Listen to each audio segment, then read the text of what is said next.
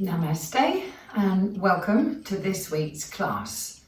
And I thought this week's class we would take a pause and try something a little different with the same kindly curiosity towards the breath. So again, I'm going to encourage you to follow the breath and let the breath ease you into these postures.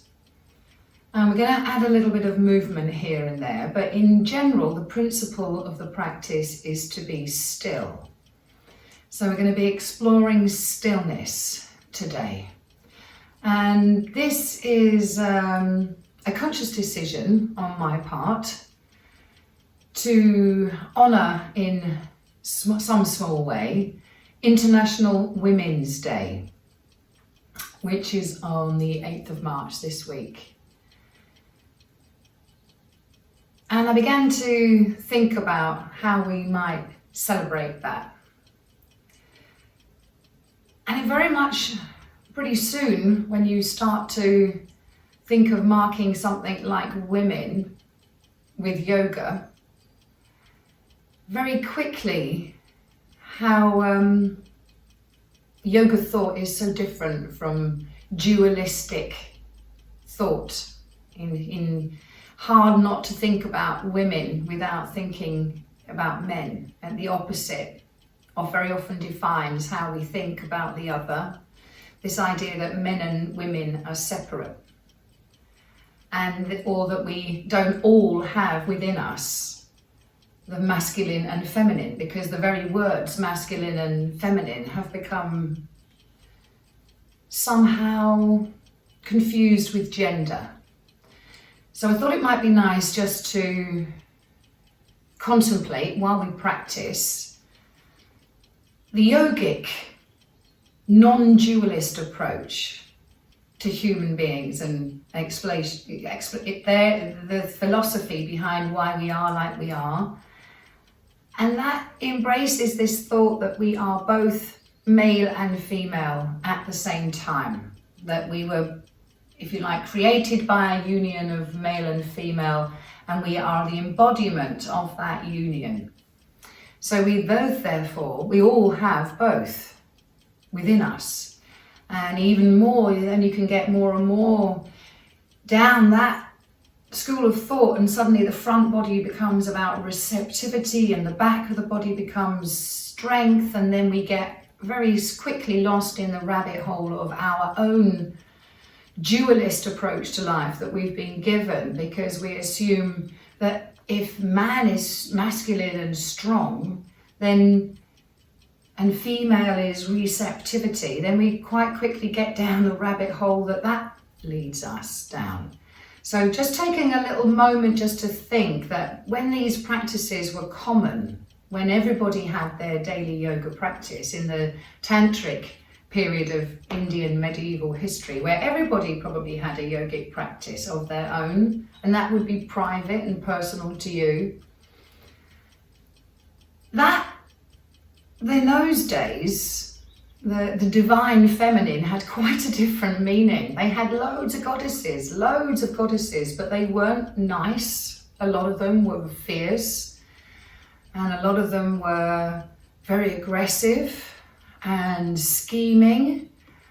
But of course, there is a lot more to the divine feminine than just, the maternal, the receptivity, the openness. So we're going to explore the divine feminine within us all, and how we can use the breath to help us in these yin poses. So we're going to start with a supported pose, supported fish, and for that you may need several props. So I've got 2 blankets and a bolster, and I've pre-warmed the bolster by sitting in it. So I'm going to put the bolster sort of third of the way down my mat, and maybe have another blanket behind me just to support my head. I'm going to leave this blanket at the foot end because I might need that somewhere here. And then I'm just going to drape myself. okay, or as near to drapey as I can muster. So I've got the support, whatever it is. You can use a block, but I would suggest maybe you put something softer over the top of it. So a folded up towel would suffice, or a rolled up blanket. And then I'm just going to let my head drop back, and that feels a little far away. So I'm just going to put another blanket behind my head so my head doesn't have to reach the floor. And then maybe it feels comfortable for you to extend your legs, or maybe not. Yeah, so if you want to leave your knees bent, then you do. That's fair enough. And then you've got to find somewhere for the arms. So if there's any tension down the inside of the arms, you can use another blanket to make a little arm support.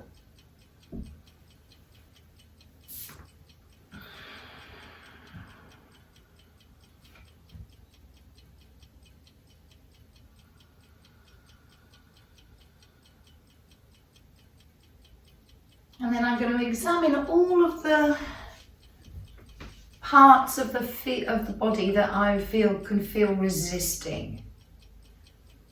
Yeah, I thought about where to start this practice. And I thought we're just going to dive straight in. We're just going to go for a chest stretch. So in the yogic tradition, the front part of the body, so the bit of you that you feel stretching right now, every time you breathe in, may have become a little tight. Maybe you've been holding on to some tension. So you just want to identify the parts of the front of you where there may be a bit of tension. And see if you can let that soften.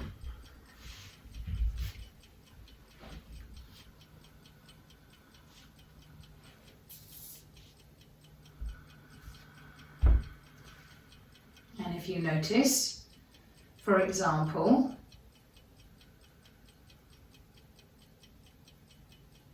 that as the tension releases, the breath gets a little deeper.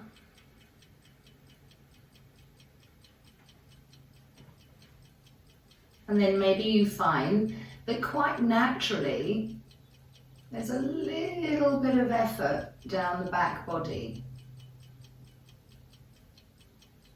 as you breathe in. So whether or not you were consciously doing it, or unconsciously doing it, I should say, there is, just embrace that part of you that wants that breath, that wants to embrace that inhale. Notice how the body loves that breath. Notice how that makes you feel.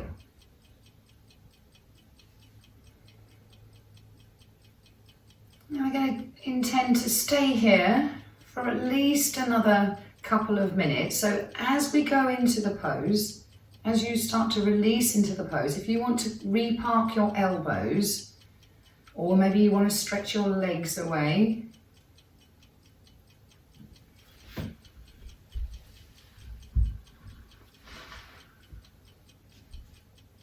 maybe you want to reach the hands behind the head.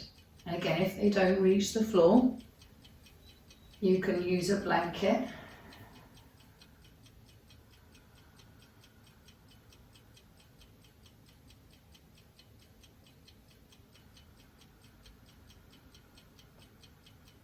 And notice that how at the peak of that breath in,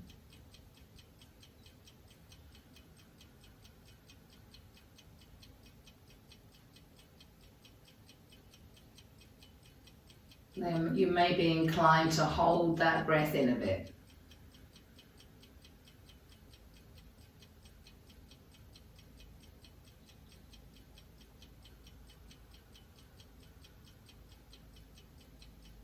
And then you can use the next exhale to exhale the arms down, drawing the navel gently back towards the spine.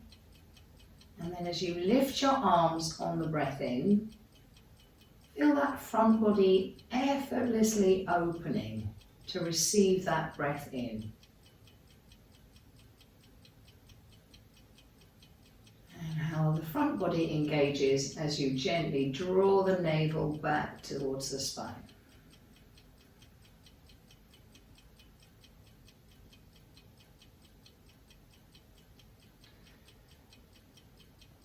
Inhaling, front body opens. Look how the effort is supported by a little bit of effort, strength down the back body. And how that effort releases gently, moving down the spine as you support the spine from the front of the body, breathing out. So again, notice how the body moves to welcome that breath in, quite naturally. So we're embracing that breath in. We're taking the easiest route into the most comfortable stretch, so we're doing nothing at all which is going to impede the quality of that breath. And because the chest is raised in this posture, if you bring your chin in, so your chin is drawn down towards the notch of the neck. Maybe you need to repark that support behind the head. So the chin is down. Notice then that effortlessly ujjayi quality to the breath. So maybe you can create that ujjayi sound on the inhale and the exhale.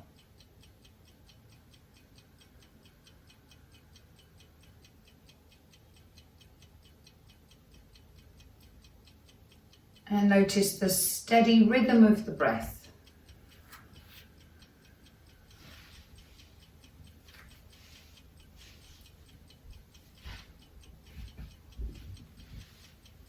And then before we let this asana go, some of you may feel inclined to stay at the peak of the stretch, but remember to look for any unnecessary tension. So maybe make your arms a little shorter if they're troubling, if you've got trouble in the shoulders, if there's twitching in the shoulders. Maybe put the hands behind the head. If your neck is getting tired, maybe something under the elbows.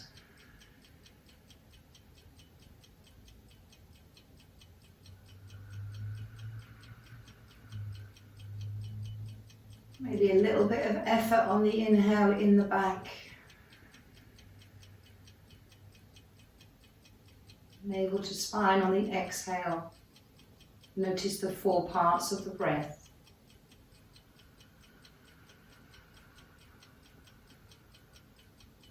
And notice how the quality of the breath in is influenced by the quality of the breath out.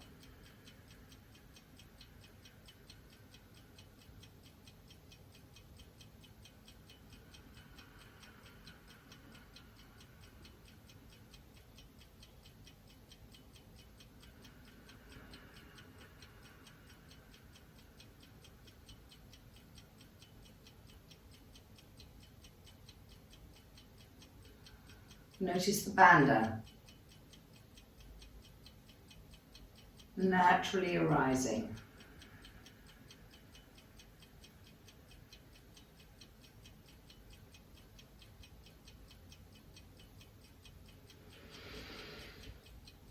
And then when you are ready to release from this pose, and again, if that's not yet, you're at home, so you're in charge. So whenever you feel inclined to move, move very, very gently, because we've been holding the stretch. So here I'm going to put one hand behind my head and I'm going to roll onto my right side. And then I'm going to use my left hand to press myself up to sitting. And then when I'm sitting, I'm going to sit on the bolster.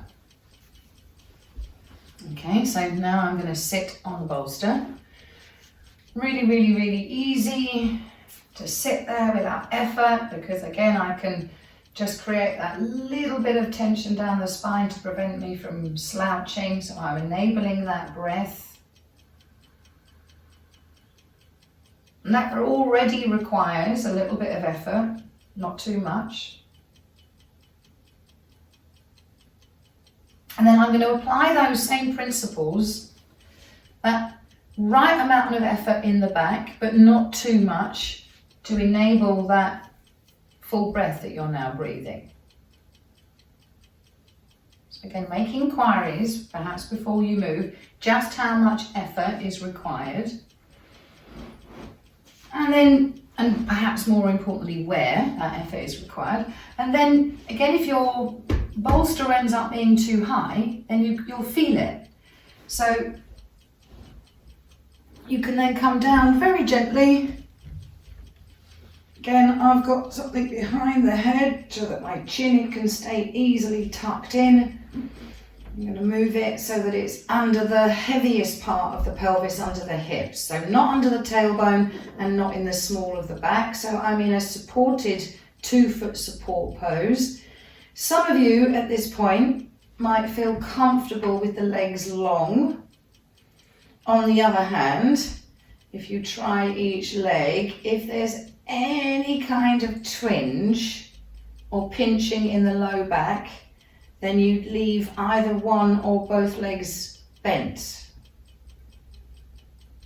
So you don't, with the feet on the floor. So you don't have to extend the legs away if your low back is telling you not to. You can keep your footprints firmly on the floor. Maybe you need something behind the thighs so that you have the knees slightly lifted and softened. And there's nothing underneath my shoulders, so my shoulder blades are parked nice and flat. If I lift the chest, flatten the shoulder blades, I'm now quite naturally, without any effort at all, feeling a stretch down the front body every time I breathe in.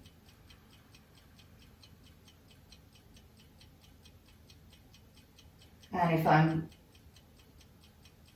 following the principles of the breath and drawing the navel back towards the spine as I'm exhaling, so I feel this sense that I'm breathing out from the belly and breathing into the chest.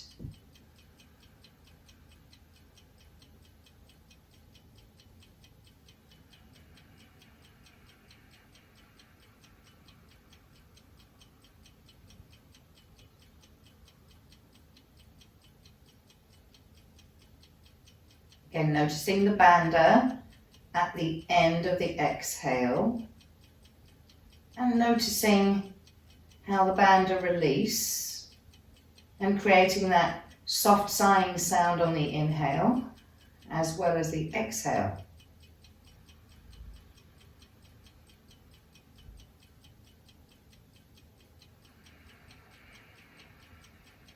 And then any kind of tension you feel anywhere, maybe the knees, the front body, and the front of the thighs. So anywhere in the front of you that is holding on to anything which may be hindering that breath, we can get rid of it.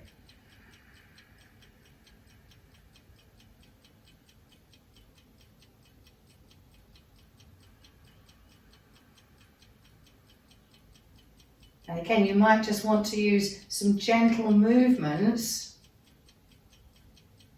with this breath.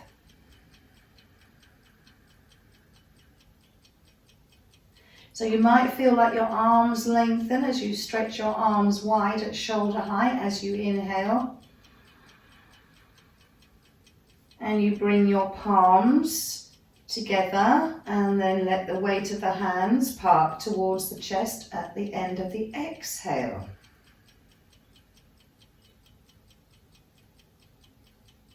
Soft at the elbow, arms wide, palms facing forward. Maybe take the hands so that they're either side of the shoulders.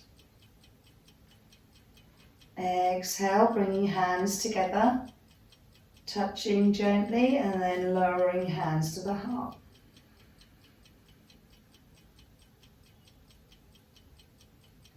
And notice how the effort required to make the movement is just enough effort to welcome that breath in, to breathe a little more deeply.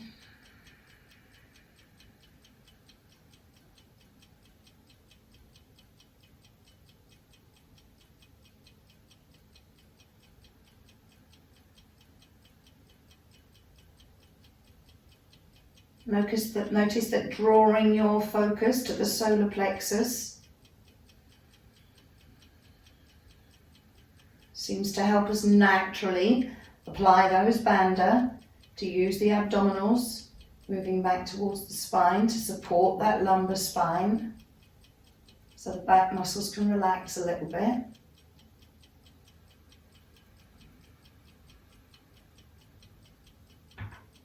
And then perhaps you might want to stay in that stretch. You might have your arms fully extended. You must, however, be able to relax your hands onto something. So don't have the hands just floating in the air. You want them either on the floor or, if not, supported by a blanket, and the elbows too. So there's no restriction of movement in the chest.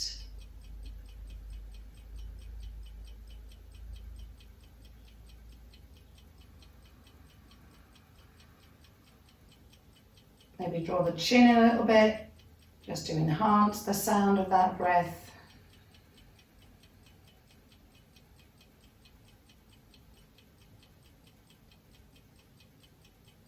And notice that your most comfortable version of this pose will be the one that actually enables the deepest breath. The two things to come together here. Because the body is comfortable, you're enabling that full breath. Because you're enabling that full breath, you're getting a full breath of work's worth done. So the body loves that breath. That body actually loves being comfortable. Who figures, right? Who knew? And then gently and slowly, we're going to come back from this pose. So again, I take it step at a time, literally. Feet back to the hips. Repark the shoulder blades. Let the spine work its own way back to neutral. And then one at a time, you might pick your feet off the floor and place your hands on the knees.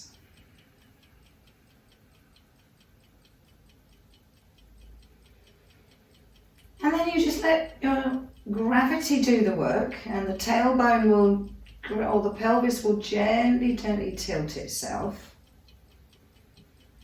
allowing gravity to tilt the tailbone up, and the knees maybe widen a little bit to accommodate the thighs coming closer to the chest, and the arms are softening.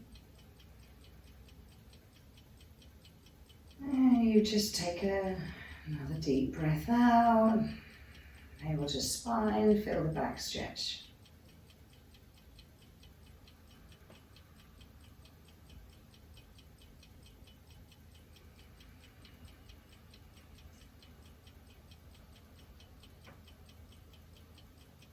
So we're in a supported upside down child pose, or apanasana. So if you want to put some extra weight in the legs, maybe you want to hold the wrist of one hand or the fingertips of one hand with the hand of the other, and you can adjust the stretch by having the hand closer to the feet, or maybe further up the knees, or maybe holding behind the knees might be comfortable. Maybe you want to lift the head and repark it as the neck is increasingly long.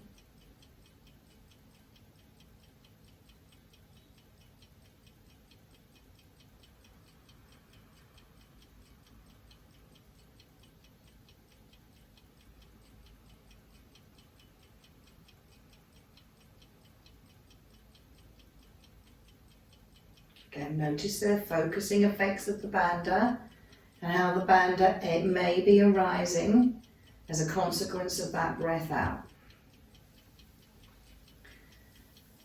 And then from here, in order to come out of the pose,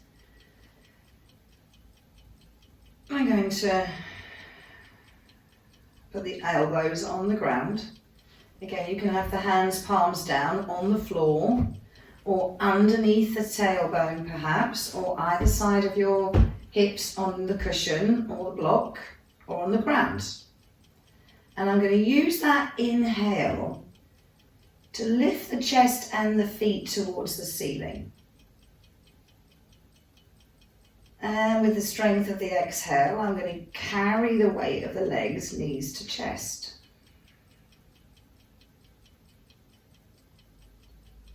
So as the chest lifts, the feet lift.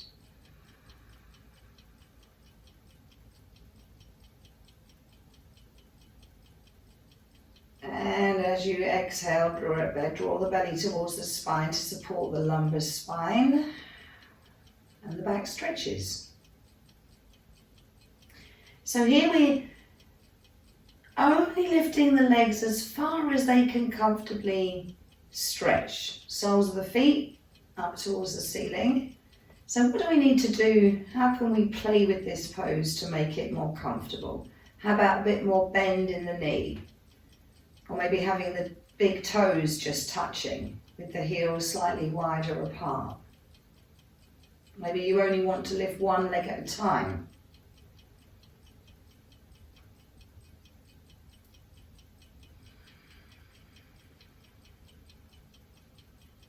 And if your legs felt particularly heavy, maybe you don't want to lift your legs at all. Maybe what you need to do is find a wall, or maybe you even have a wall quite close to you.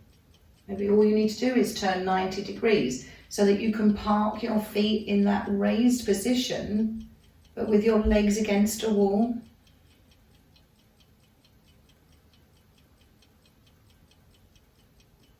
So very often here the answer is to have maybe a chair here so that you can rest the backs of your calves on the chair with your thighs in this vertical position without any effort in the abdomen.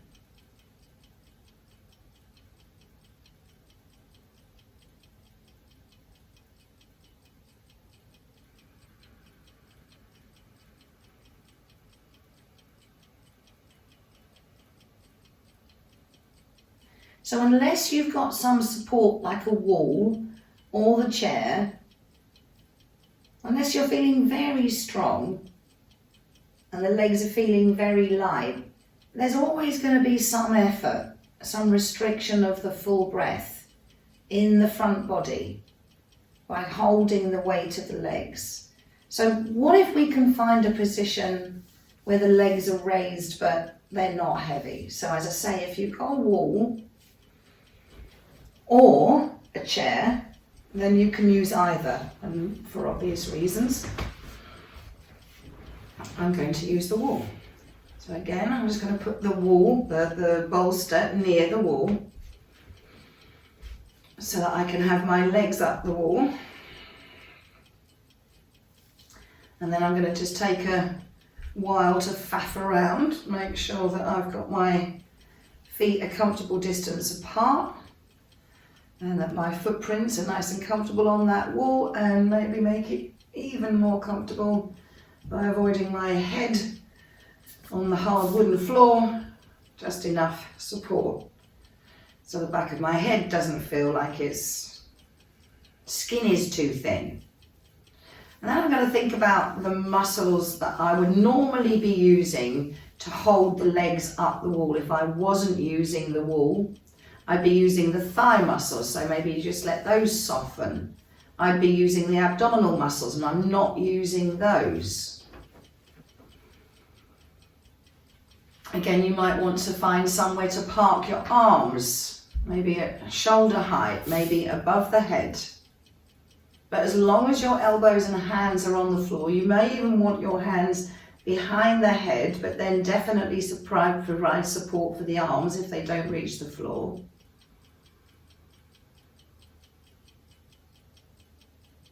And again, notice the inhale And how the body may be naturally embracing the inhale, lifting the chest, using the muscles in the back body.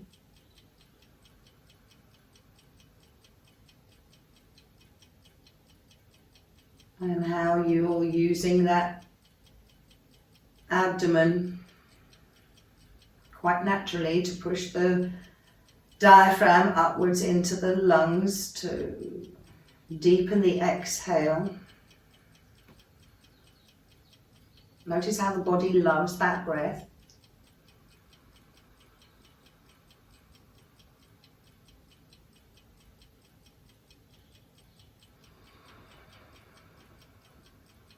And notice that the more you can let go of any unnecessary tension, and maybe you notice the quality of the footprints start to change, or the legs are slowly, as they let go of tension, there may be a sense of heaviness in the thigh bones, in the buttocks.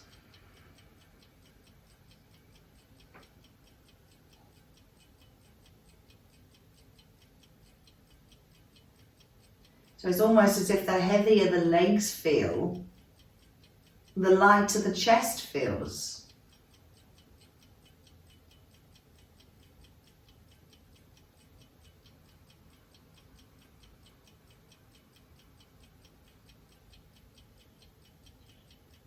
Again, you could stay here for as long as you like.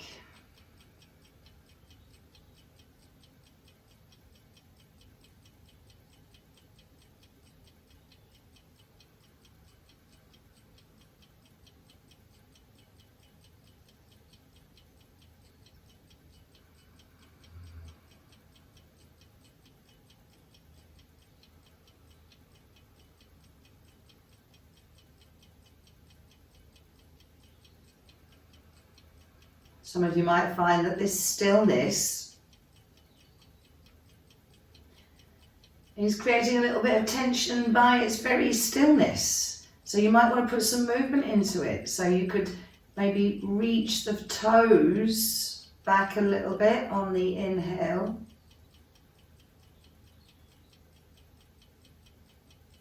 Exhale, find the foot, find the wall, find the back of the chair or the seat of the chair. Inhale as you pick a foot up.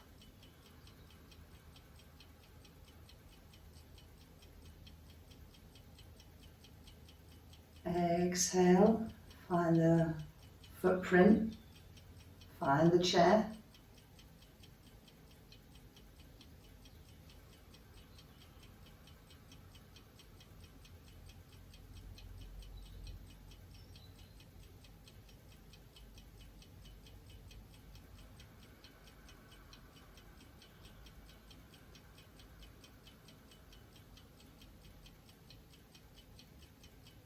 Notice how this movement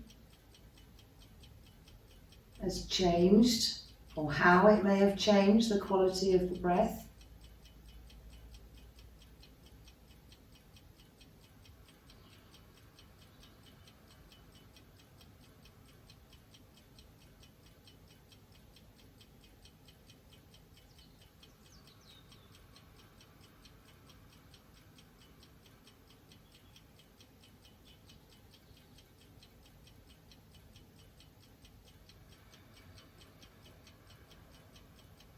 Try and keep all of the movement within the range of the breath, so that the breath encapsulates the movement.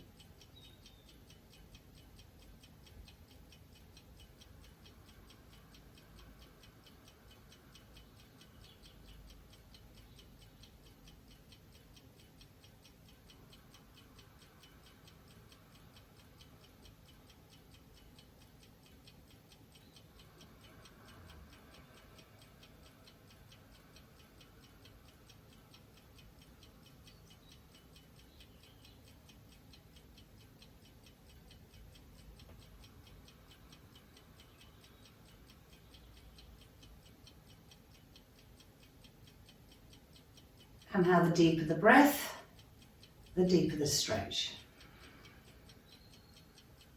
And again, as soon as your legs feel heavy, Let them embrace that heaviness that we were trying to achieve earlier. Embrace that heaviness.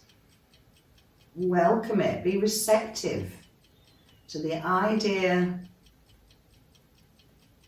of heavy legs. Try not to resist it.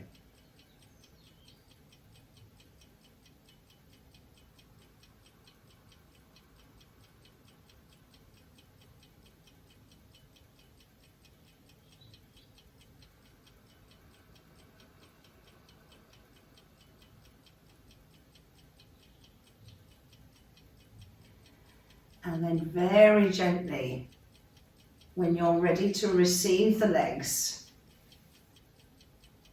you can let go of the wall and bring the knees back to the chest. And again, just embracing that heavy legs, because we've had the legs raised, they're going to be inclined to rest and fold.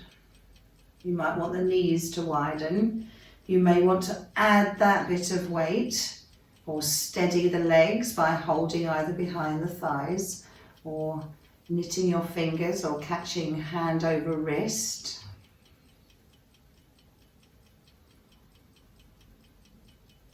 And again, just allowing the breath, natural breathing now.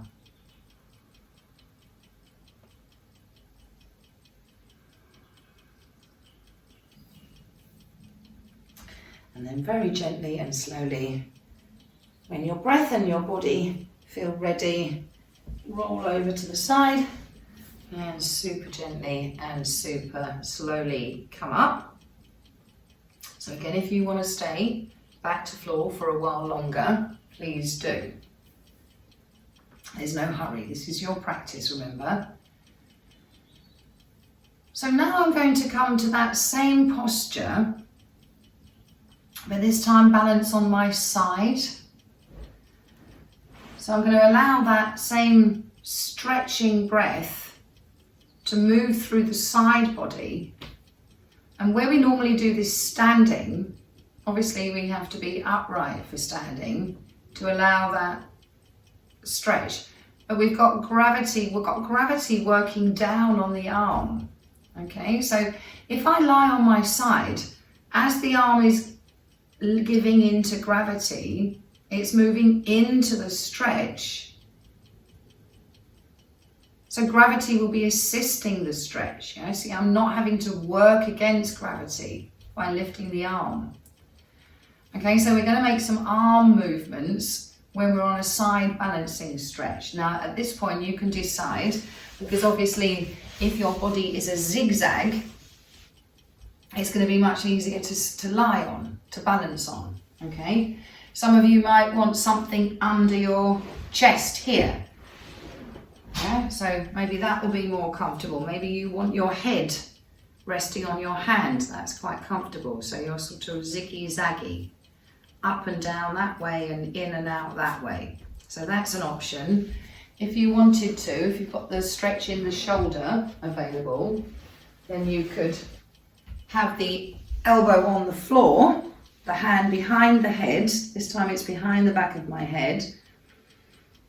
And I've got my chin slightly tucked in. So it's much, much easier than the neck, on the neck, to do that. But you have to have that flexion in the shoulder. Or you might want the deepest stretch of all, which is to have the arm extended away from you and the head slightly downwards resting on the arm. Again, if that downward stretch is uncomfortable, you might want to put a blanket underneath it so the side of the neck is not straining. And then discover that if you have your hand in front of you, how that brings the shoulder forward, and that's not going to be great for the in-breath. If we're going to maximize the out-breath, then maybe we need to have the hand a bit further back, maybe the shoulder a little more open. So notice how you may be rolling that shoulder blade back and down the spine. And maybe it's more comfortable with the palm up. And notice how when you outwardly rotate that arm, how it's also opening, facilitating the opening of the front of the chest.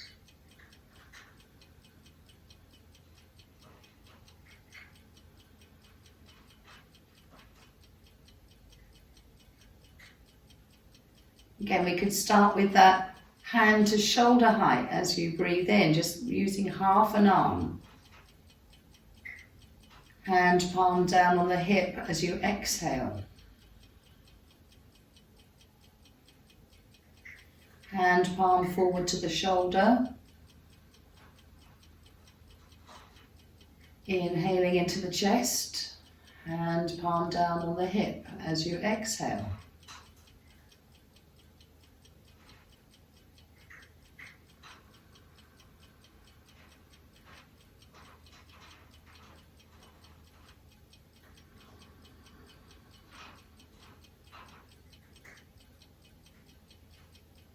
You might want to move the elbow up.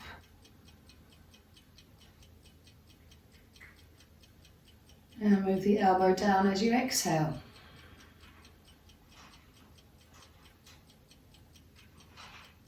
Notice how, as you lift your arm, the rib cage moves into that space. And as you bring your arm beside the body, notice how the rib cage contracts.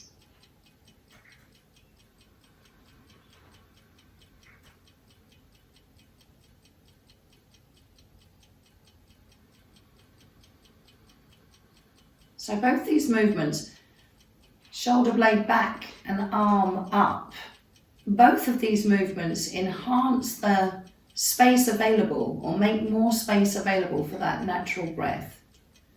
So maybe we could bring the arm all the way over. And again, if there's any tension in the shoulder or neck, then you can adjust. Maybe look down.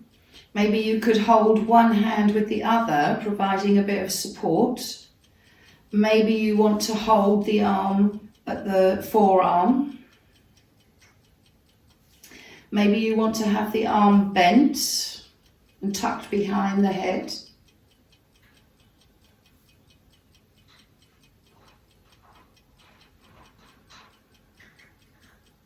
Maybe you want to keep moving. Maybe you'll want to keep moving the arm beside you on the exhale, back to the hip. And move the arm up and back. Opening chest and the side body as you inhale.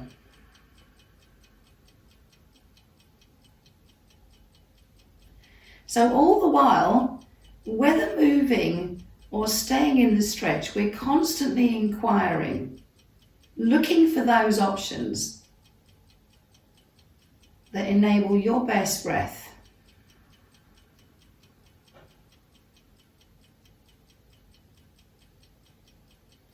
And if you are moving,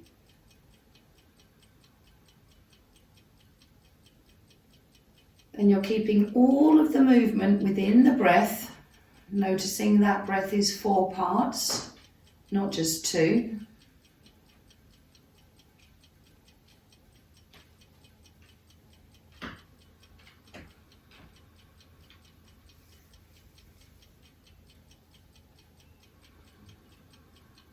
Not making a big deal out of it, no drama, no fuss, don't be overly precious about it.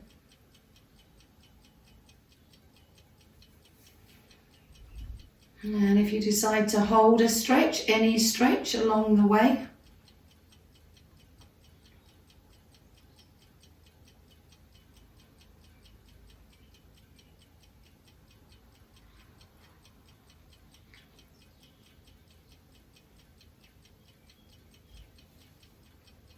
maybe you want the arm hand by the hip. Maybe that's easier on your shoulder, but you'll just take the hand behind the hip.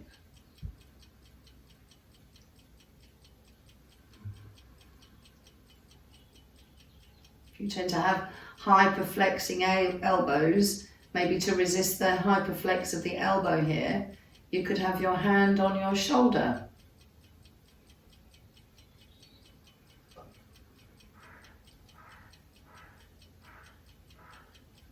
Maybe you want to turn the chin up towards the ceiling.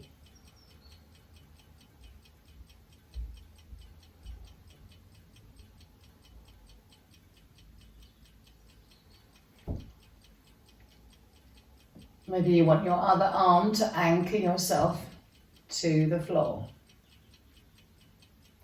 So we find that from that side balance, we are very slowly melting into a twist.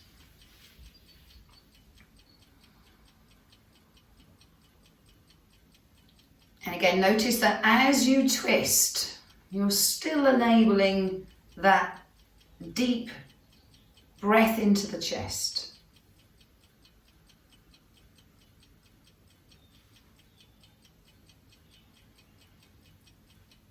And again, you stay here, making sure that any posture that you settle into is comfortable, checking and double checking there's nothing more that you need to do, providing or adjusting any support. And you breathe the breath that you've been enabling. You breathe that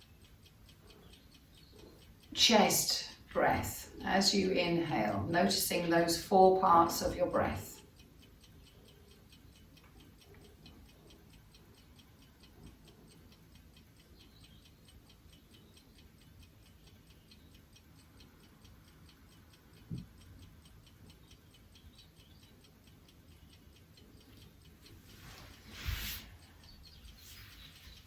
And then very gently and slowly,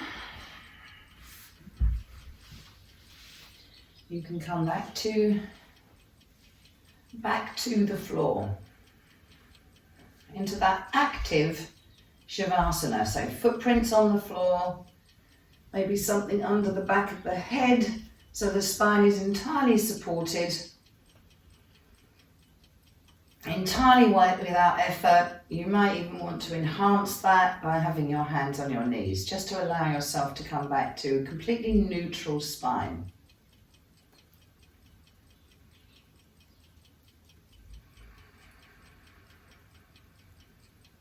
And this can take several breaths. It might take several minutes before all activity in the spine has settled down. There could be just the tiniest movements going on as the shoulder gets a little bit heavier here, and maybe a foot needs to change to allow that left hip to be a little more settled. So, little tiny movements, let them occur.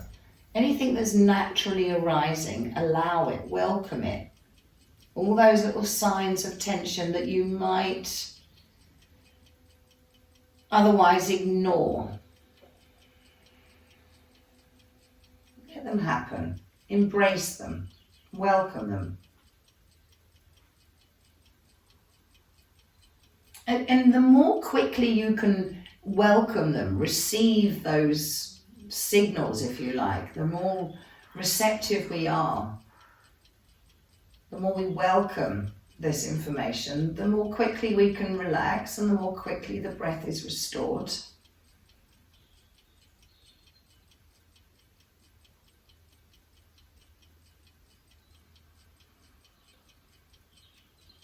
And then all we're going to do really from here is basically turn this posture upside down. Okay, so we've done a little bit of work with the legs raised. So now I'm going to turn myself over and come into a supported child pose. So exactly this posture, but turned over. So slowly and gently, you're going to roll over. Now, if there are those of you amongst us who hate child pose for any reason, if it's knees or feet, whatever reason, we're going to do our best to make child pose as comfortable as possible. But if it's not possible, then maybe you just want to sit on a chair and reach forward and put whatever you need between the thighs and the bellies to allow the bellies. So between the thighs and the belly, so drape yourself over something. You don't have to have the knees folded up underneath you. So in order for me to make a supported child pose comfortable, I'm going to use my bolster and I'm going to sit astride it. Now some people prefer to have the bolster right here, sort of between the thighs, so that it provides a bit of support for their head. I don't particularly like my head supported because I end up with a face full of bolster. So I find by sitting on it, it leaves my chin, clears the front end of the bolster. Now you can do this with a couple of pillows or sofa cushions maybe. Okay, so I'm going to need a little bit more height today. So I'm going to add that height by using a couple of extra blankets. And I know it seems picky, but I like the feel of that blanket better than that blanket, so I'm going to put that blanket on top because I want to be relaxed, okay? And then just because I've got so much hair at the moment, I'm going to need to do something about that. So just excuse me while I faff. Put a hair clip in so I don't get covered in hair. Alright, and then I'm going to take my knees a bit wider, and again, if you don't like the pressure on the knees, you might want to put something underneath the knees. So you could be across a blanket or maybe widthways on your mat, so you can have your knees a bit wider. And then I'm just going to snuggle down, yeah? I'm going to snuggle down to that end. So I'm going to just sit maybe the sit bones just hanging off the edge of the bolster. So the perineum is pressing. I can press down gently with the pubic bone, and I don't have to engage the insides of my thighs. I can just let my knee bones take a bit of weight, and the fronts of my feet, to be fair. And then I'm going to come down, elbows down. I might need to scooch a little bit forward so that my chin can hang. And then I'm going to increase the distance between my elbows, or find somewhere to park my elbows, I should say. And I might want the hands to support the weight of the head.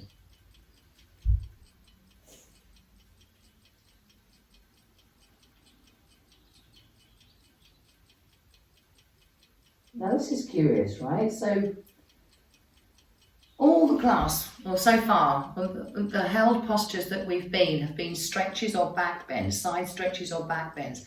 And we've been embracing this idea of receiving that breath in from the front body. So there's a softness in trying to create that softness in the front body so that it can receive the breath in. But here we're chest down, yeah, the whole front body is curled inwards.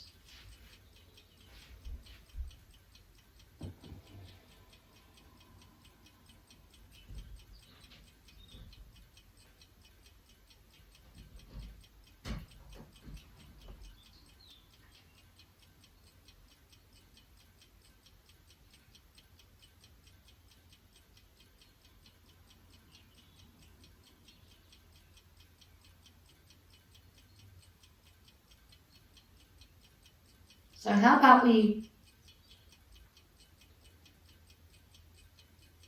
notice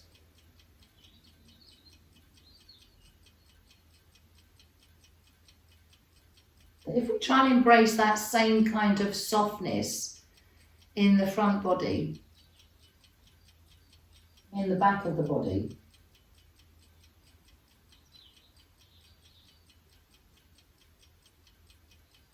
maybe we can overcome the strength, the inherent strength of the back body,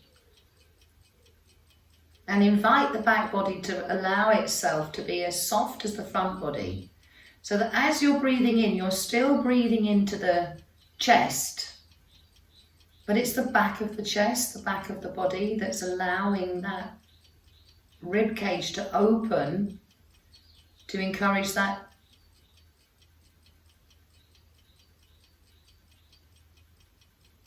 best quality breath in, Again, don't be dramatic about it. Don't overthink it. Maybe your focus has settled on the area around the kidneys. That's very common. Often that sensation that the kidneys are expelled, the area around the kidneys, the back of the waist is expanding. Or it might be underneath the wings, or it might be the back of the neck, but somewhere maybe as you're breathing in and out, if you encourage that same softness that we allowed in the front body to happen in the back body, notice the impact of embracing this softness.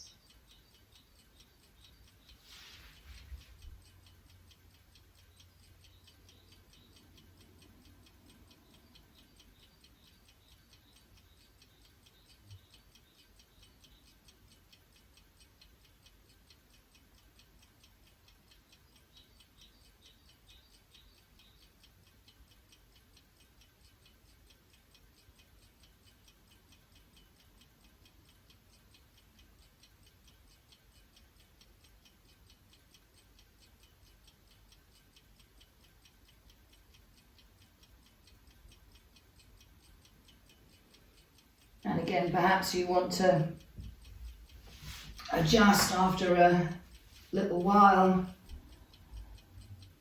Put some gentle movement into that stretch. So I'm going to bring my elbows forward. I've got my elbows slightly wider than my shoulders, so I'm not causing any stress in the shoulders. And I'm just going to lift my head. I'm going to stretch the chin forward as I breathe in. Take the shoulders back.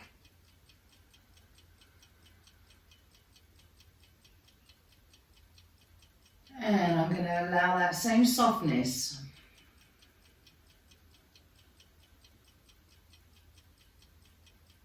As I bring the chin down.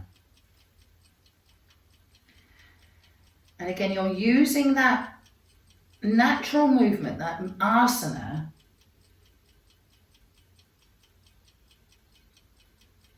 to enable that stretch. And the movement of the asana enables the breath.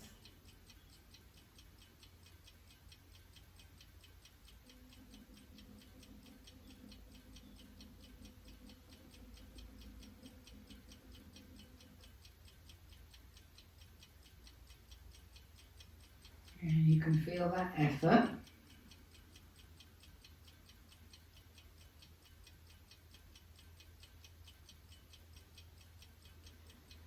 On that spectrum, on that balance, somewhere between making an effort and strain.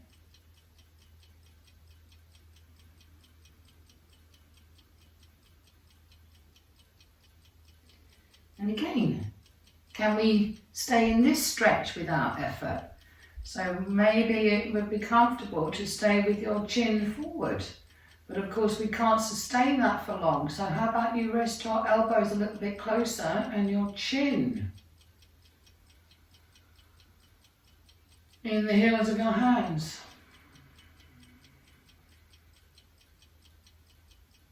And then can you let go of the muscles that you were using to use the head, to lift the head.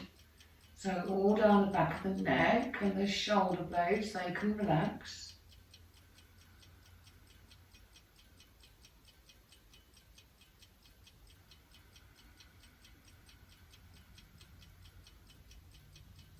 And as they relax and release, they may, instead of being, they may be becoming softer and softer and less rigid. And maybe you can feel that. There may be somewhere here where you can enable movement at 360, all around the chest, forwards, backwards, sideways, under the armpits.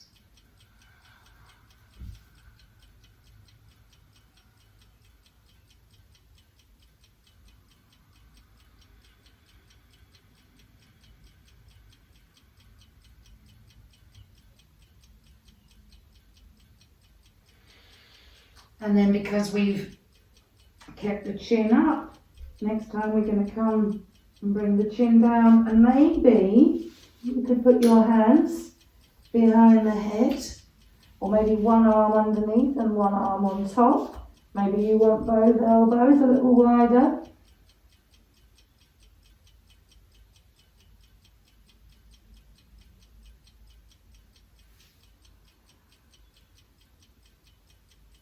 Relax the shoulders so the hands feel heavy on the head.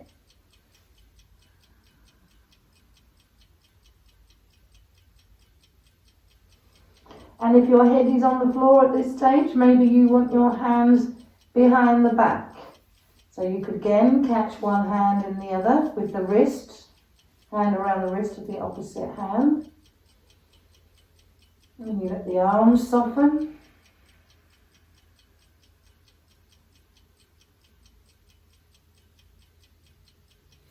You might want the hands under the thighs. You might want the hands on the floor.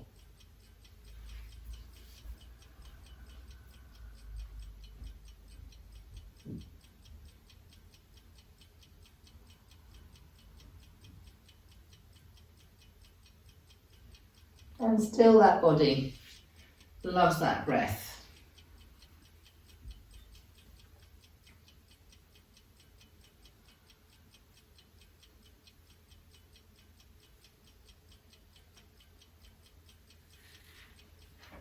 So supported child pose.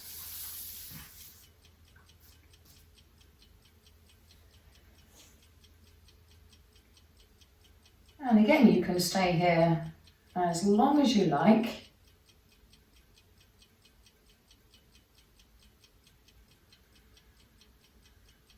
Releasing and relaxing. So the weight of the upper body is completely released. The spine is in without any strain at all. The legs are folded up underneath you.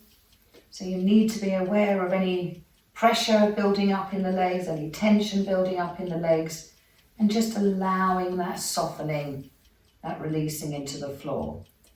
So how about, if you're struggling with that, how about if we think about, just as we've embraced the breath through the back body, how about we embrace the floor? How about you welcome the contact with the body?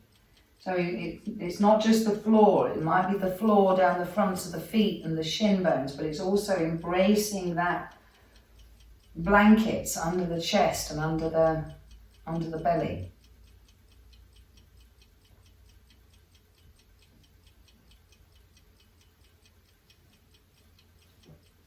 And you stay here for as long as you're comfortable. And then when you're not comfortable, again, gently and slowly, you might want to do away with all of that as you unfold. And I'm going to lie then belly to the floor. So I'm going to move that out of the way, although you might want it around the end of your mat. If you're a very bony person and you've got very bony hips, you might want something underneath about where your hips are going to be. And I'm going to make myself comfortable, belly down on the floor.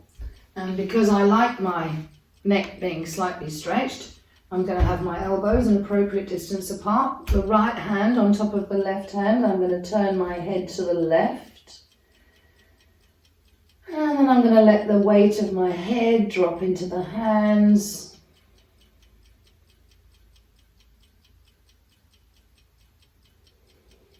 I've got something under the feet, I've got my bolster under the feet so I don't have any strain down the back of the knees.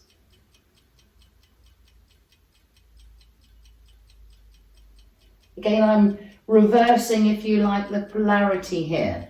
I want to progressively release tension down the back of the body that we would normally find in a back bend. So that the back of the body can breathe.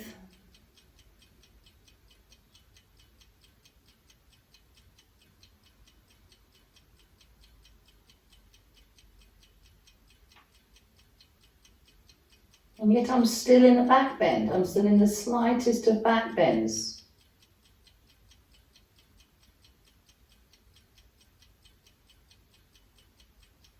Because as I breathe in, I can feel the chest embracing the floor. Almost engulfing the floor. As it's welcoming that prana in. So it might even feel that you're breathing such a chest-centric breath that you're breathing not just air in, but you're breathing prana straight into the chest.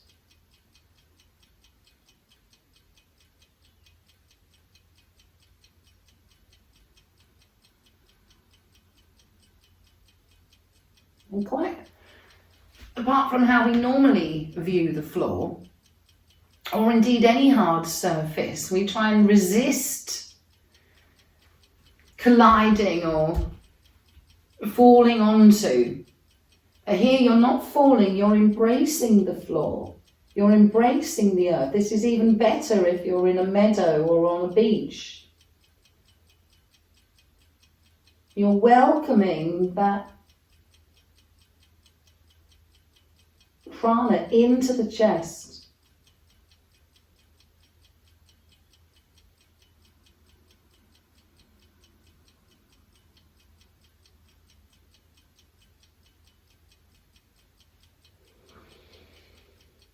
You may or may not, if you have your head turned to the side, you might want to turn your head, again, minimum of effort. Make sure your head is just as comfortable. If you rest with it turned the other way, you might have to repark your hands.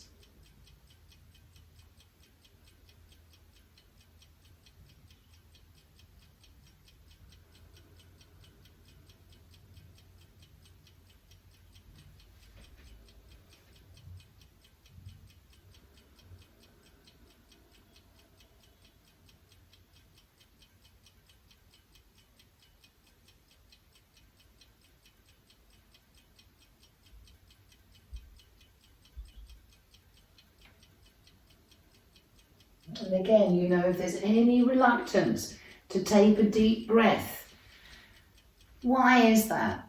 What is restricting that deep breath? Are you hanging on to some tension down that back body? Let your breath embrace the breath in, or your chest embrace the breath in.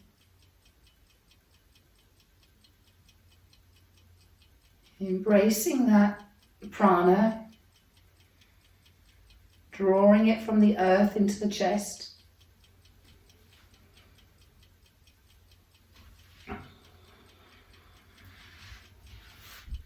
So again, the very, very tiniest of back bends, the simplest version of serpent or snake or Shalabhasana.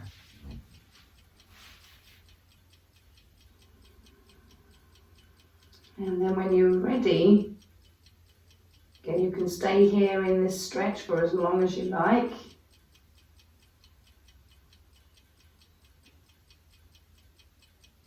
And then we're going to come back to neutral. Again, I like to have my chin tucked in and my head, forehead down on the back of my hands. You have to be careful here, you don't let any tension creep into the neck and shoulders.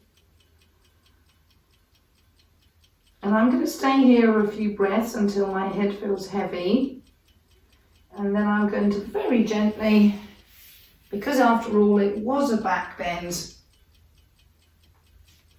I'm going to finish the practice with a child pose. This time I'm going to choose to be unsupported, but again you might want that blanket underneath the knees or the fronts of the feet.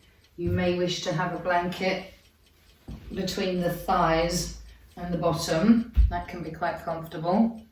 And again you might want something underneath the head, so it could be fists, or it could be forearms.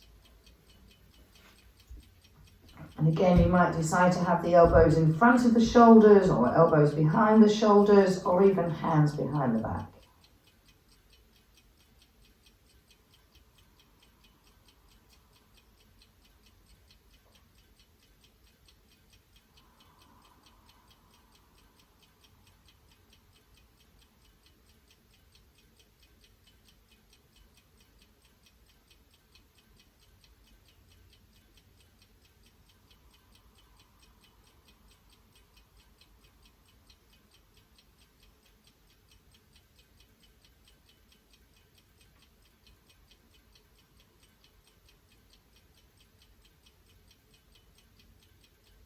Easy breathing.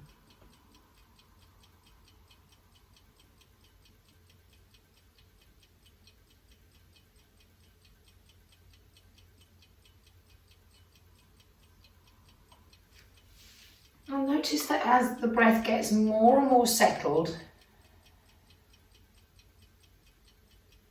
the 4 parts of the breath.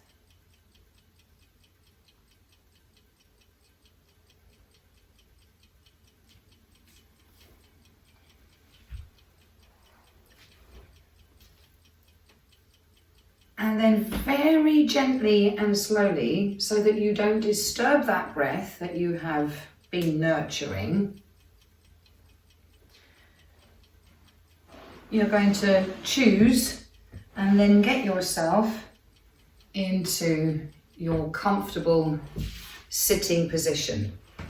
And that may involve whatever you choose. You're at home, so you've got the comfort of your own space. So for me today, because the wall feels a little bit wally, I'm just going to use this rolled up blanket and use it for a bit of lumbar support. Okay, and then because, again, I don't want to get cold, I'm going to cover up my legs.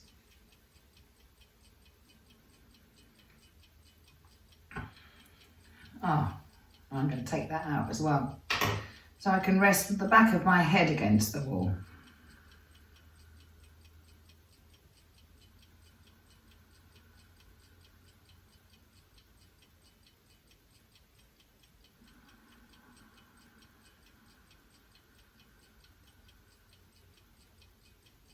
And then I'm going to just turn the hands into a mudra. So now I'm going to just gently press the fingertip and the thumb pad, index finger, fingertips and the thumb pad together. If you have your hands palms up, you'll extend the other 3 fingers, not so that they're rigid, just so that they're stretched. And if you had your palms down, you might want the fingers slightly bent.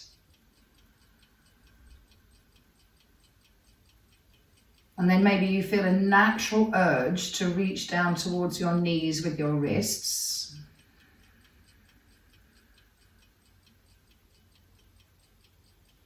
Maybe you'll soften the elbows and bring the hands to your lap if you're sitting on a chair.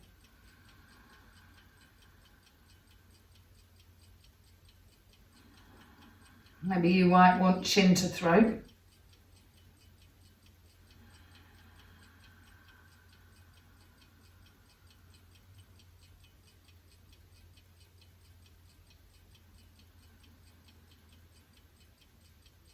Maybe you might even find it's more comfortable if you move your head away from the wall and bring the chin right down.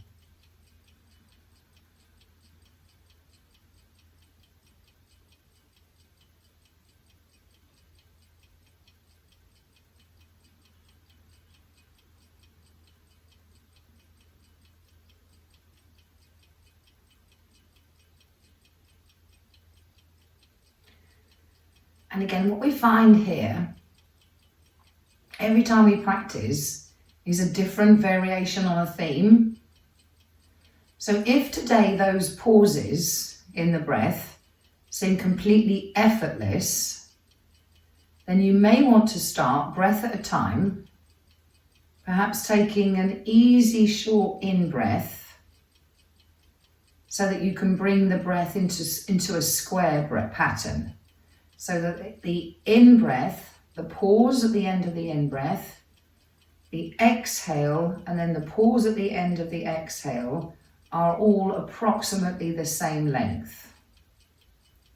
Now, how you judge that is entirely up to you. You might want to listen to a number of heartbeats. You may feel the sensation of a pulse somewhere, or you may want to repeat a mantra. Some of you may want to count.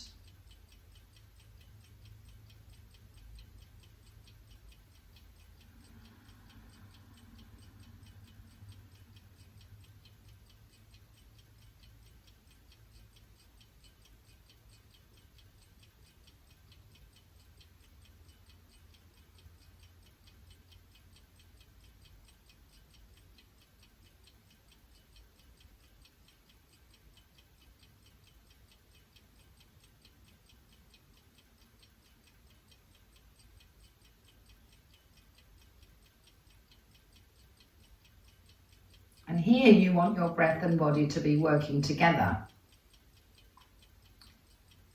You don't want to be reaching out or grasping for a deeper than comfortable breath. You don't want those pauses to feel any tension at all. So in fact, the easier you make it, the more fun it becomes. So maybe if we embrace this idea that we don't need much breath when we're completely relaxed. So the more relaxed we become, the easier it becomes, the more fun it becomes.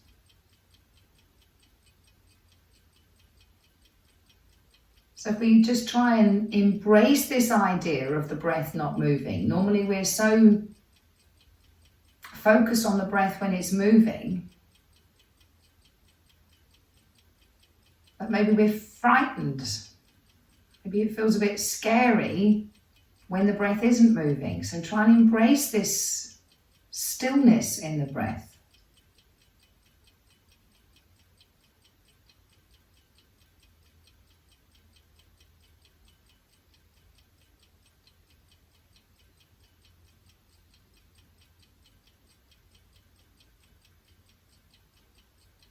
Notice that sensation, that anticipation, waiting for that exact moment where the inhale turns into the exhale and that exhale turns into the inhale.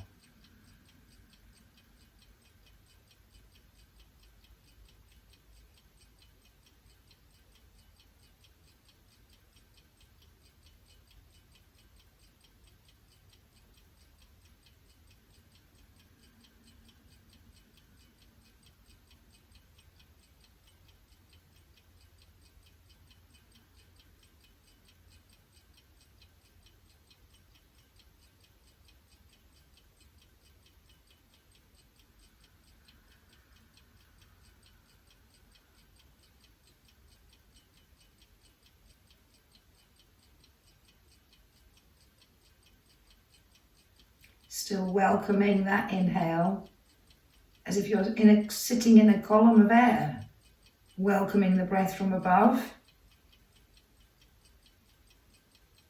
And as you breathe out through the bottom half of your body, through the floor, through the leg bones, through the feet, through the sit bones.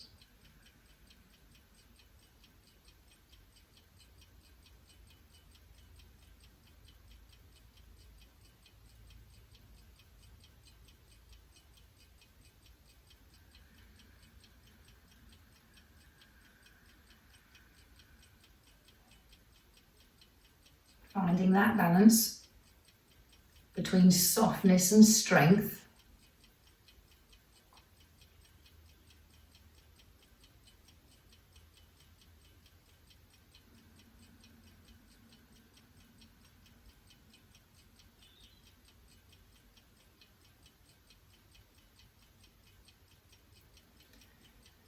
And again, noticing how they're both the same. They work in synergy, in harmony, together. That softness and strength, just like feminine and masculine. Just like light and dark. They're not separate, but they are connected. One can't exist without the other. One is a reflection of the other. Not separate, but connected.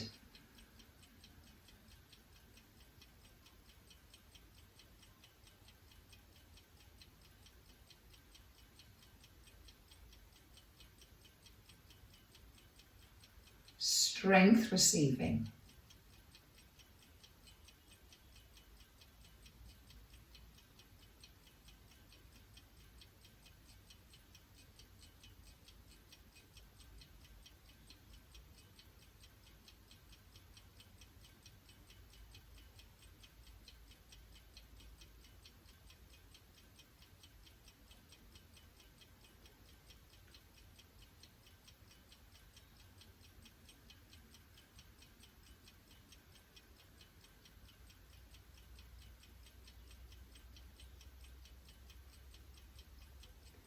And again, allowing the breath the possibility to change. So there's nothing rigid about the way we practice or about the way we approach the practice.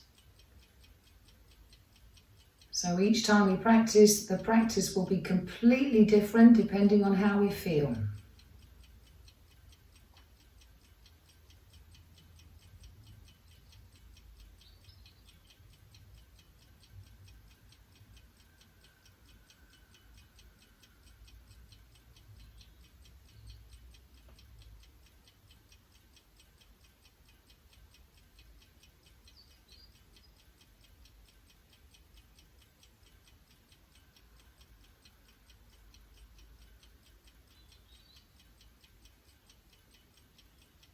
And we're just embracing this idea of stillness.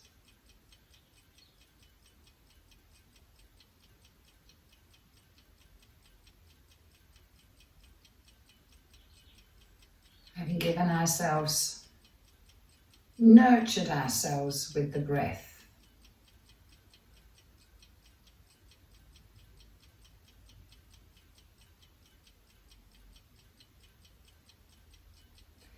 So when you are ready, anytime you like, you can let go of this breath. And perhaps if your uprightness is making you feel a little tired, you might want to get down onto the floor in Shavasana before you notice the effects on your breath. Or you may feel comfortable enough to just stay still and stay sat and gradually and gently let these edits go that you may be making to the breath.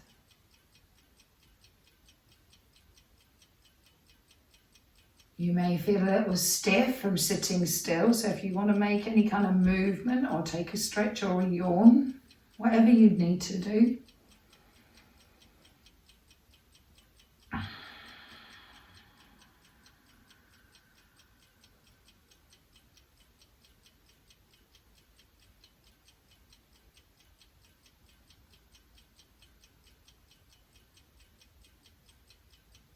And then you just discover the breath that your body is choosing.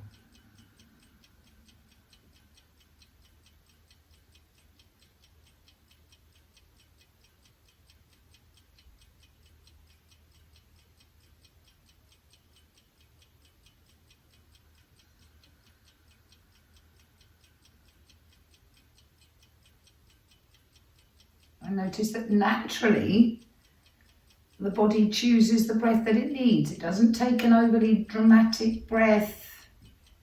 There's no drama in the breath. There's nothing at all. No effort.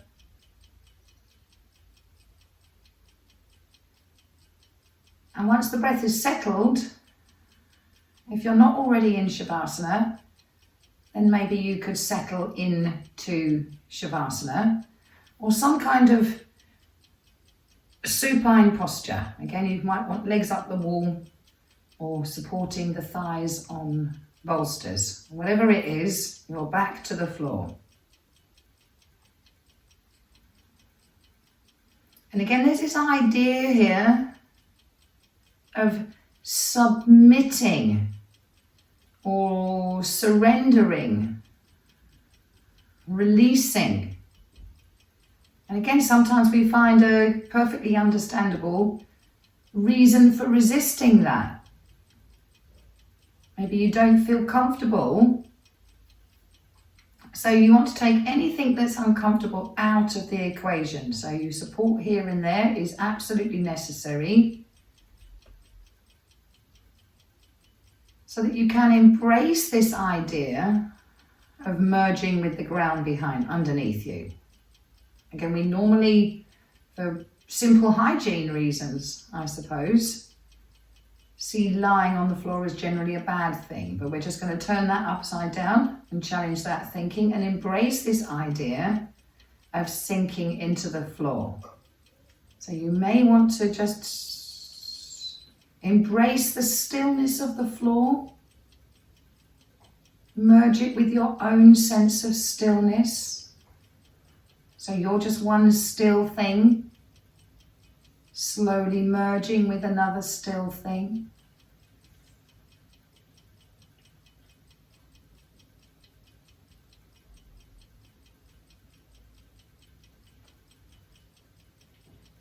So you're starting to embrace this stillness of the earth, this quality of the earth, this stillness,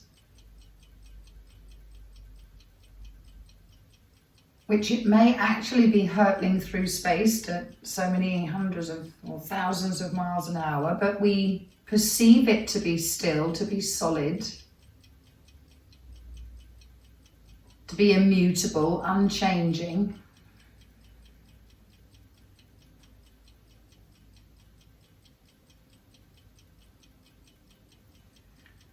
And maybe we can begin to find those qualities in ourselves. Maybe we can really embrace this idea of earthing ourselves.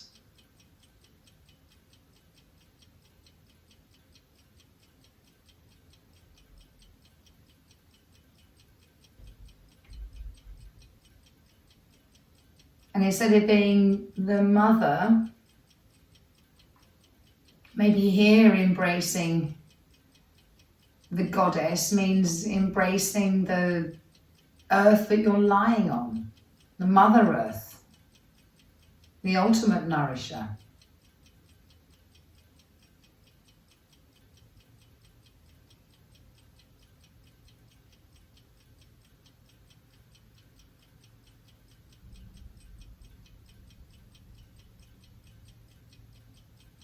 And know that you are part of this natural world. You are real. You are an embodiment .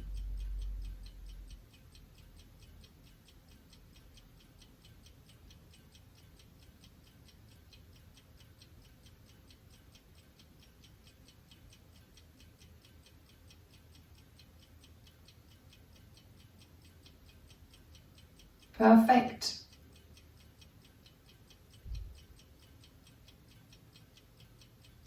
Created and sustained by the planet. Blessed with this gift of life.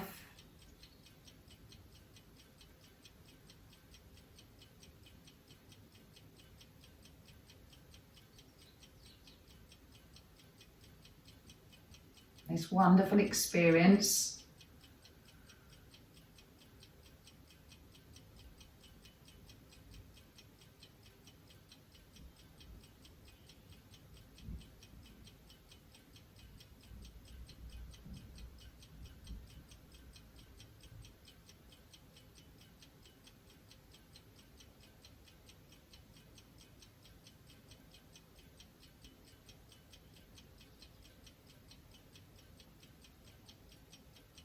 You don't have to change anything.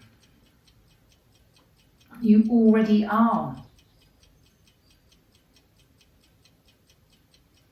Perfect.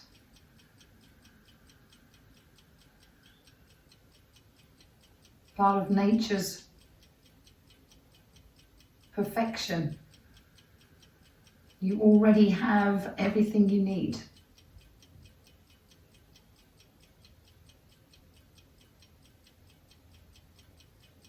Yoga is our participation. Our practice helps us embody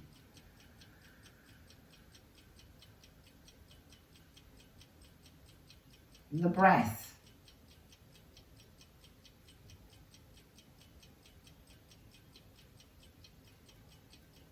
And the body loves the breath.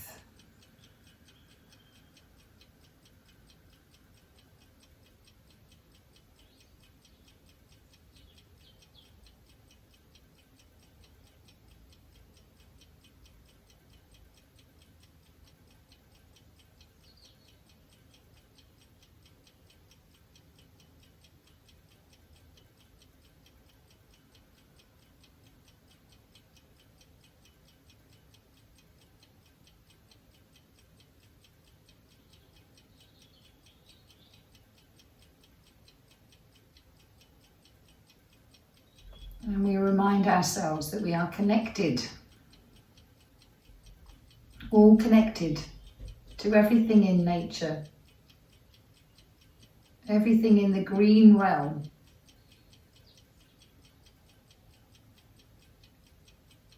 Every other creature with a pulse. And all those very many that don't have a pulse.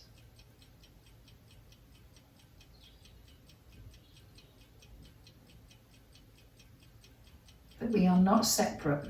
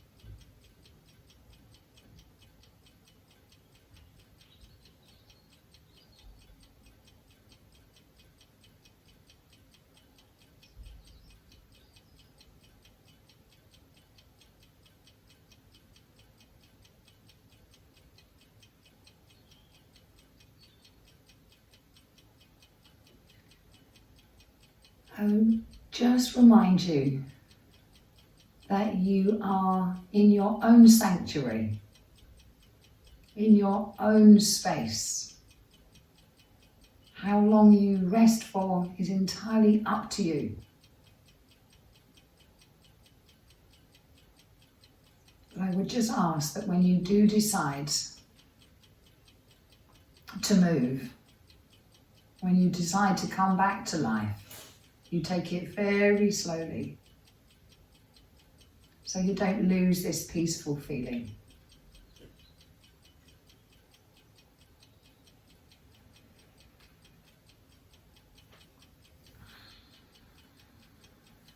And I'm going to just finish today's practice by just bringing my hands to Anjali Mudra. I might just let my head drop a little bit.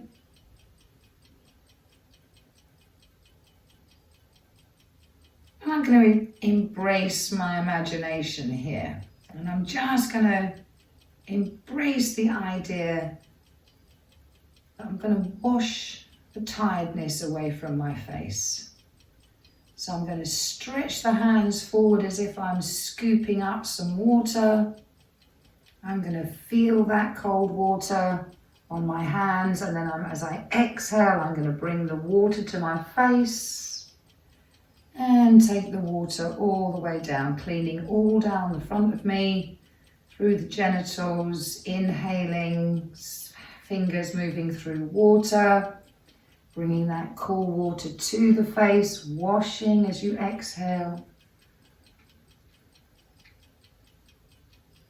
All the way down, inhaling.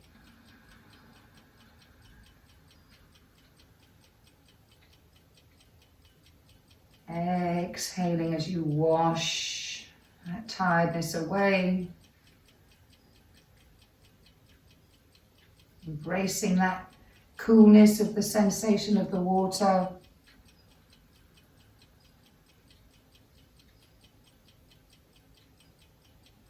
And moving it down the body as you exhale.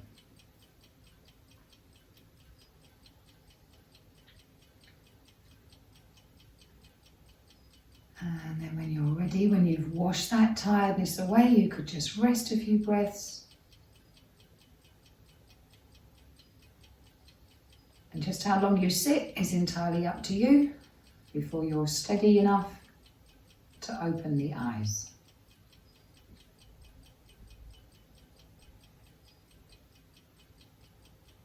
Namaste.